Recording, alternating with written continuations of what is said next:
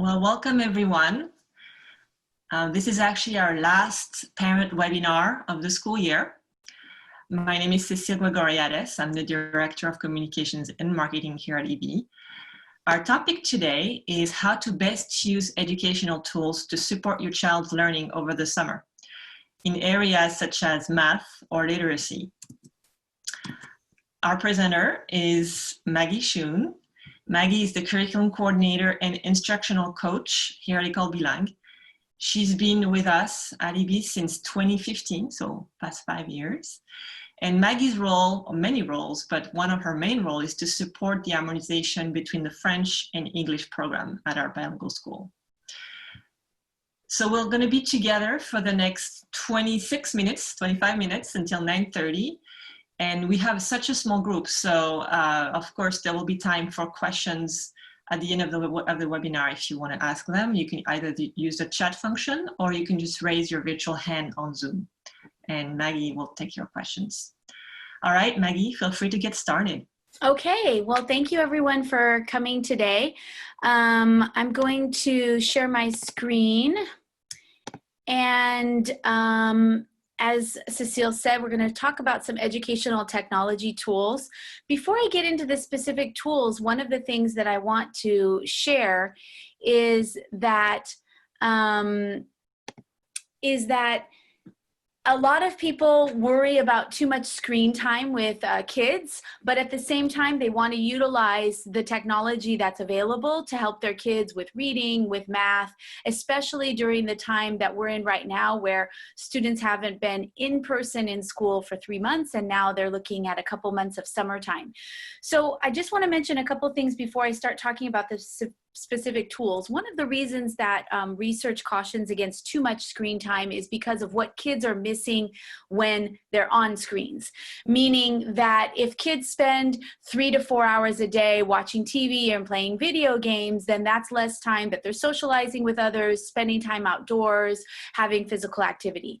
So one of the things that's important to keep in mind is not that technology is bad, it can't be useful. It certainly can be, but it's important to set limits, and some people have limits on technology that only educational technology is allowed and not other kinds of, like I said, video games or TV. But whatever the limits that you set around your household are, please know that in and of itself, the screen time is not detrimental as long as children have other opportunities in their day to be active outdoors, to have creative, imaginative play, to have social opportunities, etc. And another thing I want to point out as I look at some of these tools together this morning is that there's actually brain research that shows that the same areas of the brain are activated using some of these tools as they are with traditional learning tools. So for instance, reading a book online and reading a book with, that's a printed book, is activating the same parts of the brain. So it's not like reading a book online is a lighter version or worse version or not as good for kids. It's perfectly good. And some of the tools I'll show you today actually have some advantages over printed books. Although of course, printed books are always wonderful. And then the other thing is we'll talk a little bit about the math.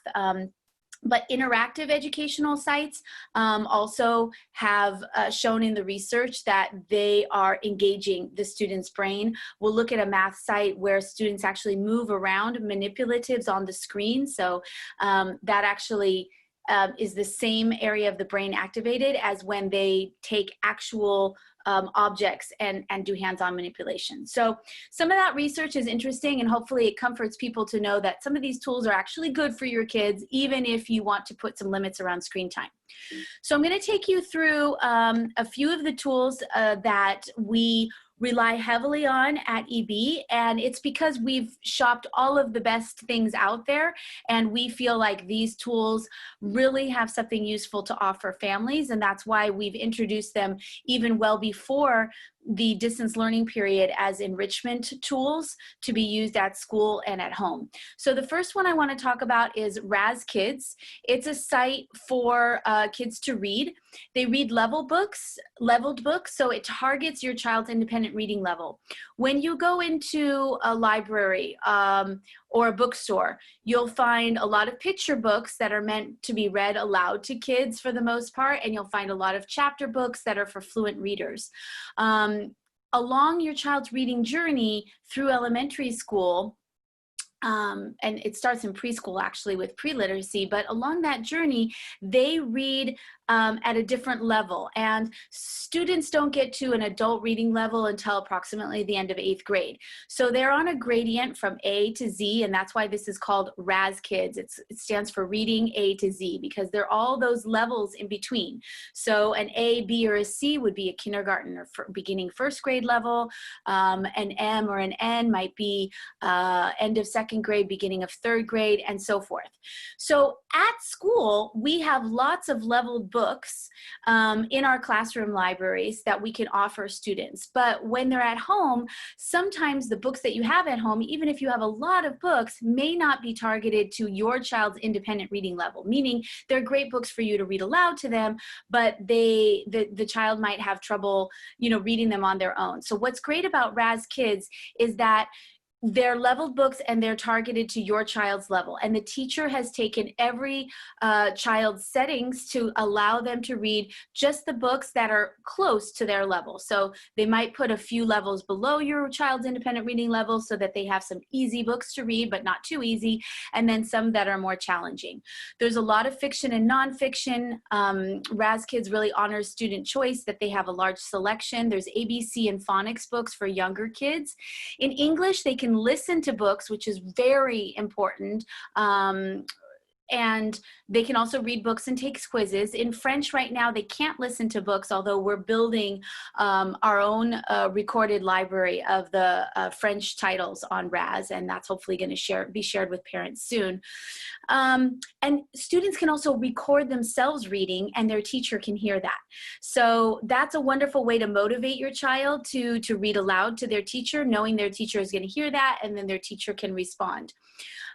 It's both a website and an application, and I'll just show it to you really quick for those of you who haven't, just putting the password here, for those of you that haven't looked at it in depth on the student view. So here we click on reading. If there was another spaceship here that said flight check, that would be for assessments. So teachers have been able to use RAS to give reading assessments and actually use that to assess your child's reading level even while they were at home, which is amazing. Students had to read a text and they were scored on it by the teacher. They had to retell the story to assess comprehension, and then they had to take a quiz. This My Assignment is when teachers assign a specific book. So they did an Earth Day project in one of the classes, and so they might have assigned a book here. But normally your child would go to the reading room, and in the reading room they have lots of options up here. So early reading are those ABC books that, that I mentioned. Those are great for kindergarten and 1st grade level. They can search by topic. They can also search by level. So for instance, here you see all the levels from AA, which is even easier than A, to Z. But if you can tell here, only J, K, L, M, N, and O are highlighted for this child. So that means that the teacher has decided that this child would benefit most from reading books at that level. But within that strand, the child can click around. So if they want maybe an easier book one day, they might click on one of the lower levels, and they can choose a book there. Oh, here's a great one, Barack Obama. So they can listen to the book, they can read the book, and let me just show you how beautiful the images are in these books. I mean, this is a nonfiction. There's fiction and nonfiction. Sometimes the books have illustrations, as you can see, and sometimes they have real photos. They're very engaging. Now, if your child wants to read in French, they would go over to this link right here. And we have the ABC books in French, but best to go down to Livre en Français, click on View All, and then you're going to get levels again. Now, these levels are different. So that's one of the wonderful things about RAS, is that the teacher has made it so that if they're reading at a certain level in French, that they could target those levels. So the levels will be different between the two languages. Here's a wonderful book about hibernation. You can see here you don't have the choice to listen to it, and you can only take the quiz after you've read the book. But just to give you an insight to the beautiful books that are available on RAS. So if you have questions about RAS, we'll take them in a while. But again, one of the best things is to be able to target the reading level of your child while still giving them lots of choices about what they decide to read. So really good for engagement. So the next site that I wanted to talk about is Zearn. This is our main math enrichment tool. It's completely aligned with the EB Bilingual Mathematics program. It uses the Singapore-inspired bar models and number bonds that we use in our math program at EB. It has a high focus on concept development and problem solving. You'll find a lot of math websites out of there, and some of them are about rote memorization and things like that. This one really does develop grade level concepts. It's based on the American curriculum, but in our program, we've been able to align the American and the French curriculum, and actually much of the French curriculum is actually encompassed in Zearn. There's a few small pieces that are missing that we do supplement with, but Zearn is a wonderful resource. It is in English only. So for those children whose English is their stronger language, Zearn can be very helpful in that research shows us that learning something in our stronger language can help us transfer those skills to our second language. Zearn has those digital manipulatives, so I alluded to that at the beginning of the presentation. So the kids have to actually interact with the math manipulatives. They have to move base 10 blocks. They have to measure angles with a protractor. They can use bar models to distribute numbers and objects. So these digital manipulatives are very important. And again, it's activating the same part of the brain that children activate when they're actually doing hands-on math manipulatives. There's also fluency practice linked to every lesson and also individualized. Fluency practice are those things that we have to know by heart, our addition facts, multiplication facts, being able to add 10 to a number and subtract 10 to a number really quickly. So there's always a fluency lesson a fluency exercise that's linked to what they need to do in the lesson. And then there's one that's individualized. So it's important to use your child's account because it knows what your child has been able to do in the past, and it will adapt and offer fluency exercises that are meeting the needs of your child. There's embedded assessment and remediation. So after every lesson, the kids go through an interactive, engaging math chat where they learn a concept, and then they have to demonstrate understanding. If they have trouble demonstrating understanding and they get some questions wrong, then the program immediately does remediation and gives them what they call a boost, which means that they reteach them the concept until they can acquire the competency. The lessons are very interactive. Again, screen time, sometimes we think of a kid, passive in front of the screen. Zearn is very interactive. During the lesson, they're not just sitting back and listening to it. The lesson has several stopping points where the kids have to respond to what the teacher is asking them to do. So I really encourage you to use Zearn and to sit with your child when they're doing it. I know we kind of have a tendency to be like, go do your Zearn and then come back to me. But you will see if you spend some time looking at it, what a wonderful tool it is. So here's what Zearn looks like. Blast and Number Gym are examples of fluency activities. So those are activities where the child had to very quickly go through, +2, +3, +4, or maybe multiplication or some other thing where they're using mental math and mental calculation to go through numbers quickly. So there's 4 parts in Zearn. There's 2 fluency activities. that go with every lesson. And then there's what's called basically the concept development. There's 3 different kinds. There's a math chat where there's a teacher teaching. There's learning lab where kids are learning by doing. And then there's the Z squad, which is kids teaching the kids. The videos are very engaging. And then there's the Tower of Power. That's the 4th component. Tower of Power is, again, that assessment piece. It's where the child has to answer their questions on their own to see if they've mastered the concept. The next lesson is not unlocked until they've demonstrated mastery of the concept, but you can always go back to previous lessons. So right now I've clicked on my stuff to go back to a lesson because I just want to show you kind of what the math chat looks like. Aha. So I signed in last night, so I need to sign in again. We kept the logins, the username and passwords the same for Zern and Raz for your child's convenience. Ahoy, matey! We're going to look for some buried treasure today. First, I want to know how long it'll take me to travel to Treasure Island in my ship. And so here is the first stopping point. We're asking a question. If we can't read the question ourselves, we can click on this. Which takes less time? And it'll Traveling by read us rowboat for us. or by ship? And we have to answer in order to be able to move on. So it's very interactive, Zern, and an excellent review. If your child hasn't finished all of their Zern lessons for the current grade level that they just finished, I highly recommend that they look at those modules that they did not finish. And if you have questions about where to set your child or if your child's in the right place, you can always reach out to us, even though it's summertime right now.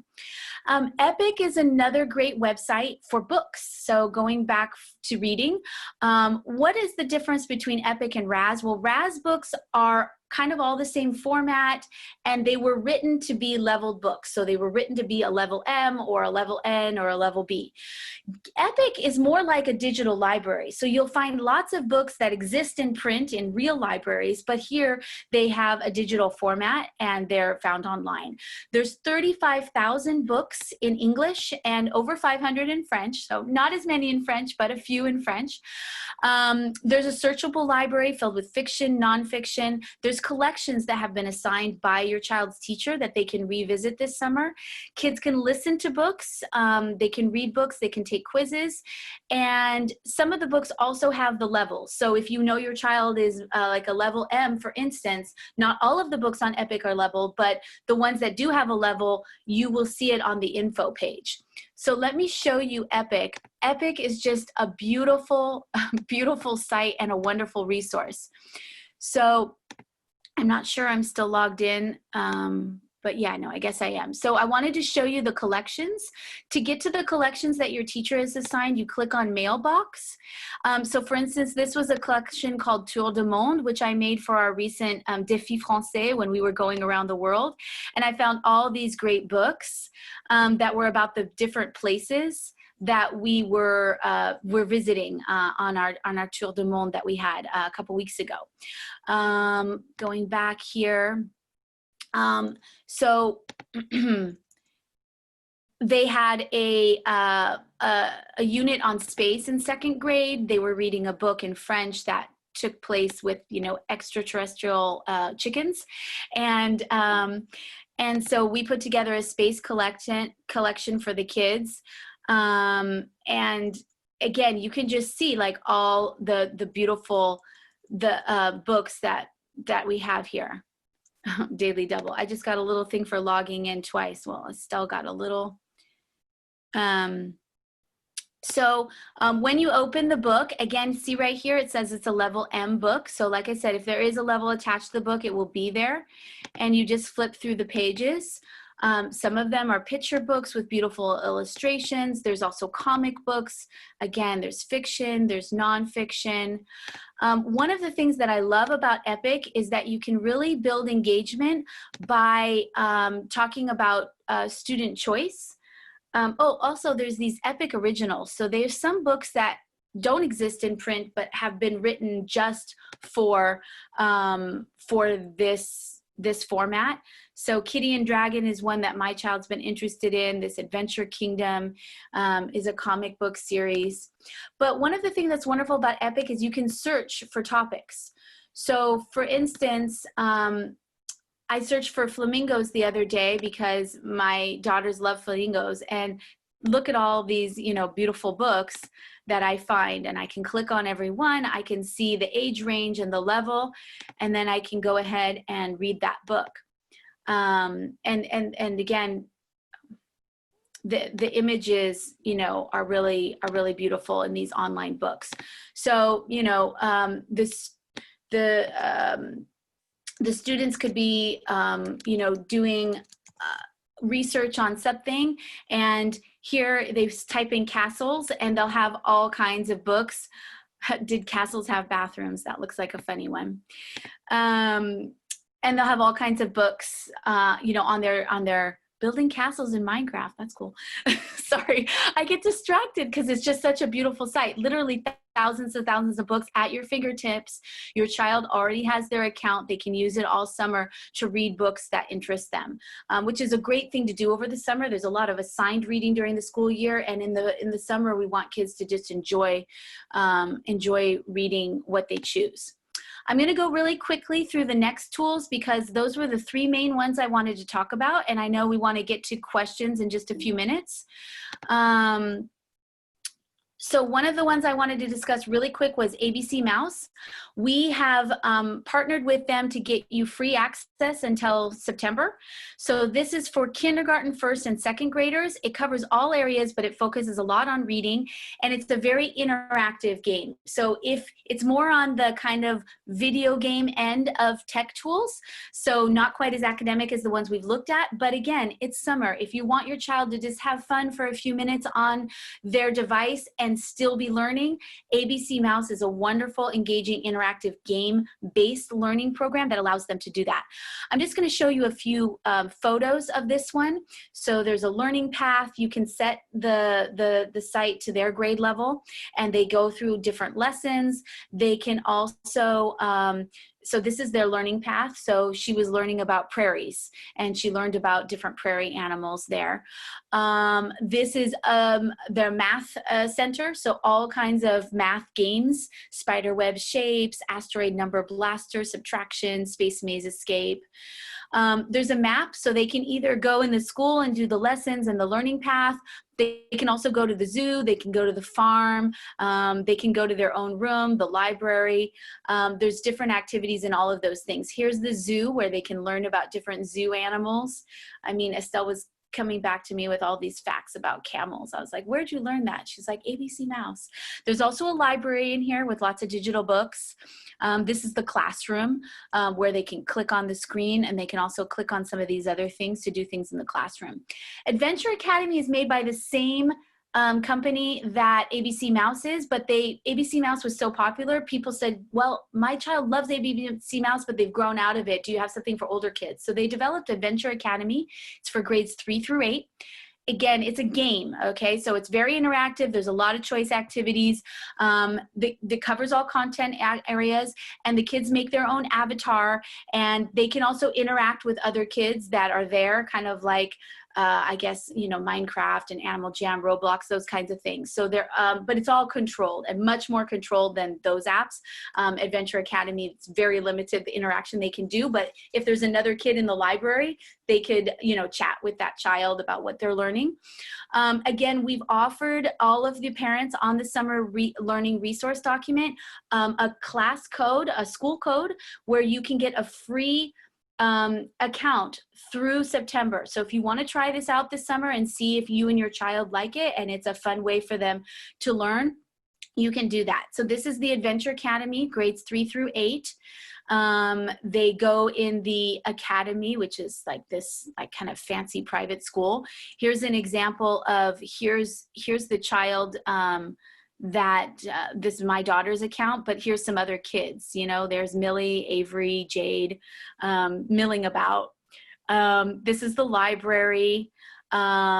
So this is kind of the homepage. You can see there's lessons here. She could learn about changing states of matter, place values, subtraction across zeros. And then there's also other things to do. Just so much content, so much content. So your kids can get a little lost in it. It's not quite as focused as Zern or RAsKids is going to be. But again, if you just want them to explore and be engaged, Aveline stumbled upon this, and she'd studied Jeanne d'Arc in history this year and did a whole report. So she was really excited to read this in English and be able to know all the answers to the questions. This is the science lab. Oh no, that's the math lab. I think that's the math lab, and this is the science lab. In the math lab, you actually meet Albert Einstein, and he teaches you things about math. It's kind of cool. There's a science fair. And then this is their avatar building. So it's a game. So kids are really motivated by creating their avatar. They can buy all these things in the store, and they do that by getting points. So they have to learn to play with the avatar because they need the points in order to buy their clothes and their accessories and set up their room and stuff like that. Seesaw, I'm not going to really talk about, but it's a digital portfolio. It's used for school home connection, and we've been obviously using it heavily for the younger grades all the way through 4th grade in distance learning. I wanted to just signal today that the activities and the class that your child has just finished is still open for the summer. So if there were activities that they didn't get to on Seesaw because things were very crazy and busy, you can go back to any of that. And also if you want access to download your child's journal, like you wanted to kind of keep a record of some of the work they did, we can give you access to the family app. We've been having everyone use the class app, but the family app is what usually families use at home to just see what the child's done at school. And so you can download your child's whole journal with the family app, or if you see something on there that you really loved, like, you know, a video that they made about their art project and you really wanted to keep it in your personal collection, you can also click on the 3 dots of that and download just that video from their journal. So I wanted to make sure you knew about that. Ma classe à la maison is a website that's for distance learning for the French program. It's a little bit hard to navigate if you don't speak French, but if you wanted to explore the resources, we could certainly provide you some support to do so if you're not French speaking. There's activities by grade level, and there's also a wonderful video library. So even if you don't speak French and your kids don't do the actual activities, I would encourage you to create a free account and go to the Videothèque, and I can show it to you in a moment if you want. But basically in the video library, there's tons of lessons that are, let's see what's up. Oh, here it is. So here's the Videothèque right here. There's tons of lessons targeted for each grade level with just videos that are like a few minutes long about verbs or about adjectives or about, you know, states of matter, photosynthesis, le passé, calendrier, droit de l'homme, géométrie. So there's some very interesting videos on there that might be interesting for you. I'm wrapping up here.